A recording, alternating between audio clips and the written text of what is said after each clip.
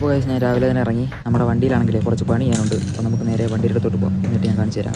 നമ്മുടെ വണ്ടി ഇവിടെയാണ് പാർക്ക് ചെയ്തേക്കുന്നത്. വണ്ടിയിലാണെങ്കിൽ ചെറിയ സ്ക്രാച്ച് വന്നൊന്ന് പെയിൻറ്റ് പോയി. പെയിൻറ്റ് പോയ ഭാഗത്താണെങ്കിൽ ഇത്തിരി നല്ല കണക്ക് തുരുമ്പായിട്ടുണ്ട്. അപ്പോൾ തുരുമ്പായ ഭാഗത്തുനിന്ന് WD-40 അടിച്ചിട്ട് ചെറുതായിട്ടൊന്ന് പെയിൻറ്റും കൂടെ അടിച്ചു കൊടുക്കാം.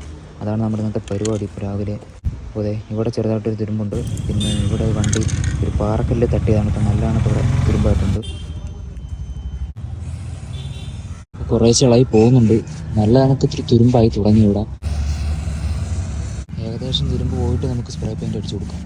പുറത്ത് മഴയത്താണ് കിടക്കുന്നത്. അതുകൊണ്ട് ഇനിയും നമ്മൾ അവിടെ നിന്ന് പെയിൻറ്റ് ചെയ്ത് കിട്ടില്ലെങ്കിൽ ഇനിയും തുരുമ്പ് പോകാൻ സാധ്യതയുണ്ട്.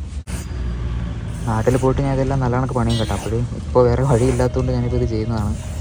അപ്പോൾ കഴിച്ച് അങ്ങനെ ആ പണി കഴിഞ്ഞു. അപ്പോൾ നമ്മളങ്ങനെ സൈഡിൽ ആ തുരുമ്പടിച്ച ഭാഗത്ത് സ്പ്രേ പെയിൻറ്റ് അടിച്ചു. അതിന് മുകളിലും ചെറിയൊരു തുരുമ്പുണ്ടായിരുന്നു. അപ്പോൾ അവിടെ നമ്മൾ സ്പ്രേ പെയിൻറ്റ് അടിച്ചിട്ടുണ്ട്.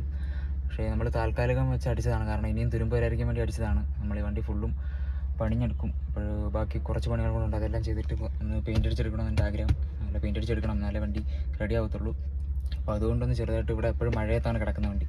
അതുകൊണ്ട് തുരുമ്പടിക്കാതിരിക്കാൻ വേണ്ടി മാത്രം ഇപ്പോൾ ഒന്ന് ചെറുതായിട്ട് സ്പ്രേ പെയിൻറ്റ് അടിച്ചതാണ് കേട്ടോ.